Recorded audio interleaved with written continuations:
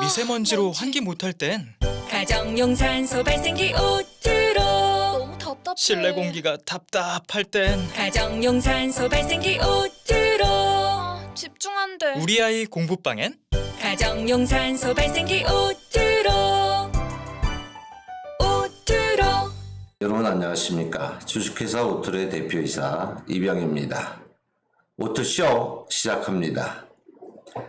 오늘 이 시간에는 고혈압과 산소의 상관관계, 즉 왜 고혈압이 나타나는가, 거기에 산소는 어떤 영향을 미치는가, 여기에 대해서 한번 알아보는 시간을 가져보도록 하겠습니다. 40대, 50대, 60대 나이대에 계신 분들의 성인병의 대표적인 병이 고혈압과 당뇨가 아닌가 싶습니다. 주위에 계신 분들을 보면 많은 분들이 고혈압약을 복용하고 계시죠. 제 주변에 있는 친구들을 봐도 그 친구들 중에서 고혈압약을 복용하는 친구들이 굉장히 많습니다.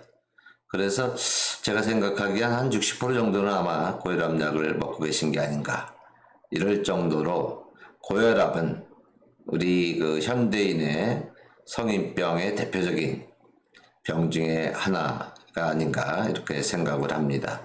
그러면 이러한 고혈압은 왜 발생이 될까요? 그 원인을 한번 알아보도록 하겠습니다. 고혈압이란 말 그대로 이제 혈압이 높다는 것을 의미하죠. 그래서 혈압은 심장이 세포에 혈압을 공급할 때 미는 힘이 혈관에 미치는 압력을 말한다.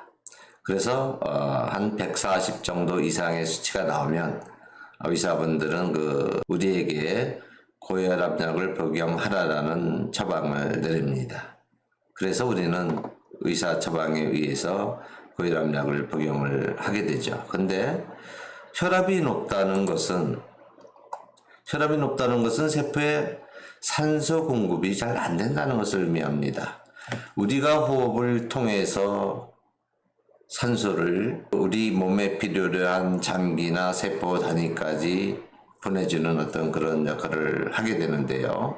그렇게 하기 위해서는 심장이 박동을 하게 되죠. 그런데 우리 세포 단위나 또는 장기가 필요한 양의 산소를 공급함에 있어서 충분히 그렇게 산소가 공급되지 않았을 때 심장이 이제 굉장히 빠르게 박동을 하죠. 심장이 굉장히 빠르게 박동을 해야지 우리 몸에 필요한 산소가 충분히 공급되니 심장은 이제 그러한 역할을 하게 되는 겁니다. 그렇게 심장이 빠르게 박동을 하니 나타나는 현상이 뭡니까? 우리 혈관이라면 굉장히 이제 가늘고 미세한데 그런 혈관에 간 압력을 가해지게 되는 겁니다. 그것이 혈압이 높다, 즉 고혈압이다, 이렇게 생각을 하시면 되는 거고요. 현재 의사 처방, 즉 고혈압의 근본 원인은 아직까지 왜 고혈압이 나타나는가에 대해서 찾지를 못하고 있습니다. 그래서 약을 통해서 혈관이 터지는 것을 방지하기 위해 의사는 140 정도 되는 혈압의 수치가 나오면 약을 먹을 것을 권장을 합니다.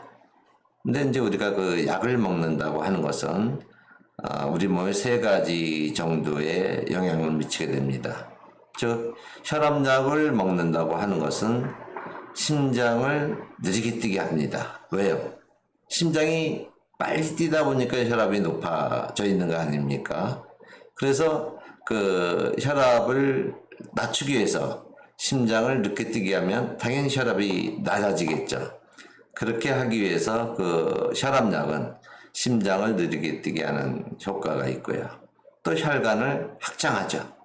혈관을 확장해야지, 간이 넓어져야지 혈압은 또 낮아지게 되는 겁니다.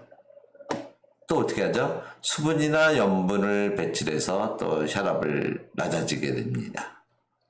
이러한 것이 고혈압 약을 통해서 우리가 혈압을 낮추는 그런 방법인 겁니다. 그래서 의사는 고혈압약을 처방을 하는 거고요. 근데 이제 여기에는 문제점이 나타납니다. 혈압약을 먹어서 심장을 느리게 뛰게 하면은 어떻게 됩니까? 우리의 몸에 필요한 산소가 충분히 우리 세포 단위나 장기까지 공급이 안 되는 그런 현상이 나타나겠죠. 처음에 그 산소와 관련돼서 강의할 때도 말씀드렸던 것처럼 우리 몸에 필요로 한, 우리 세포에 필요로 한 충분한 산소가 공급되지 않았을 때 그것이 변이 되는 것이 암인 겁니다.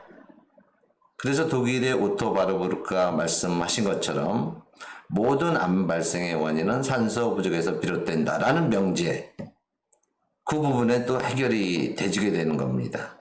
그래서 고혈압약을 먹는다는 것은 그만큼 우리 몸이 질병에 노출될 그럴 가능성이 훨씬 더 커진다. 암 발생할 수 있는 그런 요인 자체가 훨씬 더 많이 노출된다. 이렇게 보셔야 될 겁니다. 그리고 혈관을 확장하게 됩니다. 우리가 고혈압약을 한번 먹으면 계속적으로 고혈압약을 먹으라 그러죠. 왜 그러냐면 고혈압약을 먹으면은 혈관이 확장을 하게 되는데, 혈관이 확장됐는데 고혈압약을 안 먹으면 혈관이 다시 수축하겠죠. 그래서 먹었다 안 먹었다 먹었다 안 먹었다, 즉 혈관이 수축됐다가 확정됐다가 수축됐다가 확정됐다가 하는 것이 반복되게 되는 겁니다. 그러면 우리 혈관은 어떻게 되겠죠? 노화가 되겠죠. 그 노화가 되면 우리는 또 많은 어떤 건강을 잃을 그럴 위험성에 노출이 되게 되는 겁니다. 그래서 고혈압약은 한번 먹으면 계속적으로 먹어라 라고 의사분들께서 말씀을 하시는 거고요. 그다음 이제 수분, 염분을 배출해서 혈압을 낮춰준다. 그 이제 수분이나 염분이 밖으로 배출됨으로 인해서 이제 우리 몸의 혈압은 낮아지게 되는데, 그렇게 함으로써 나타나는 부작용은 신장 탈수나 붓기 등의 부작용이 일어날 수가 있다. 혈관을 확장하고 또 안 먹고 확장하고 이렇게 함으로 인해서 우리는 자주 치가 내고 또는 전립선 비대증이 나타나기도 한다. 혈압약의 역할은 심장을 느리게 뛰게 하고, 그렇게 하다 보니 어떤 현상이 나타나죠? 심장 비대증을 동반하기도 합니다. 그래서 해결하는 방법은, 이 고혈압을 해결하는 근본적인 방법은 우리가 호흡을 통해서 충분히 산소가 공급될 수 있게 그런 환경에서 우리가 거주하고 생활을 해야 된다. 또 우리 몸에 충분한 산소를 공급해줘야 되겠다. 그것이 해결 방법입니다. 그렇게 하기 위해서는 어떻게 해야 되겠습니까? 숲속이나 바닷가 등 산소가 풍부한 곳에서 거주하거나 또 생활을 해야 되겠죠. 그렇게 함으로써 우리가 호흡을 통해서 자연스럽게 충분한 산소가 우리 몸에 공급이 되고, 충분한 산소가 공급된다는 의미는 우리 심장이 그렇게 강하게 박동을 하지 않아도 정상적인 박동을 해도 충분하다는 것을 의미합니다. 심장이 정상적으로 박동을 해서 우리 몸에 충분한 산소가 공급된다고 한다는 그 의미는, 즉 혈압이 낮아진다, 혈압이 정상적인 상태가 된다, 그런 것을 또 의미하기도 합니다. 근데 현실적으로 우리가 숲속이나 바닷가에 가서 우리 생활 거주지를 옮겨서 생활하고 근무 환경을, 근무처를 옮기고 이러는 것 자체는 불가능하겠죠.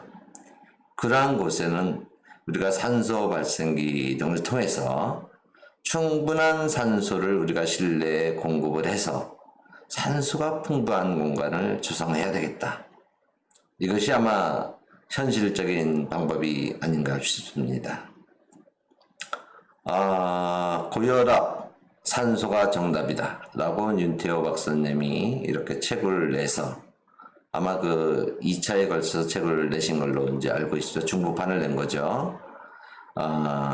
이 책을 한번 고혈압을 앓고 계신 분들, 고혈압약을 먹고 계신 분들은 한번 읽어보시면 제가 설명한 어떤 그런 분들이 좀 더 자세하게 글로다가 설명돼 있고 또 그걸 통해서 확신을 가질 수 있으리라 생각을 합니다. 오늘 이 시간에는 산소 또 고혈압 그게 어떤 관계가 있는가에 대해서 한번 설명을 드렸죠. 다시 한번 정리하자면 고혈압이라는 것은 우리 몸에 충분한 산소가 우리 몸 세포 단위까지 또 장기까지 가지 못하고 또 그러한 목적을 달성하기 위해서 심장이 강하게 박동을 하고 자주 박동을 하고 빠르게 박동함으로 인해서 그 혈관에 강한 압력을 미치게 되고 그 압력이 고혈압이다 라는 병명으로 나타나게 되는 겁니다. 그러면 이런 어떤 그 고혈압의 근본 원인을 고치기 위해서 뭡니까? 고혈압이 나타나는 가장 근본적인 원인은 산소가 부족하기 때문에 그런 거예요. 그러한 산소를 충분히 공급해 주기 위해서 심장이 박동하고 또 혈관이 그것을 충분히 받아주지 못하니 고혈압이 되는 거죠. 즉 정답은 산소가 풍부한 곳에서 그런 곳에서 거주를 해야 된다. 산소가 풍부한 공간을 조성해야 된다. 이렇게 설명을 드리겠습니다. 오늘 이 시간은 여기서 마치도록 하겠습니다. 오투쇼 시청해 주셔서 감사합니다.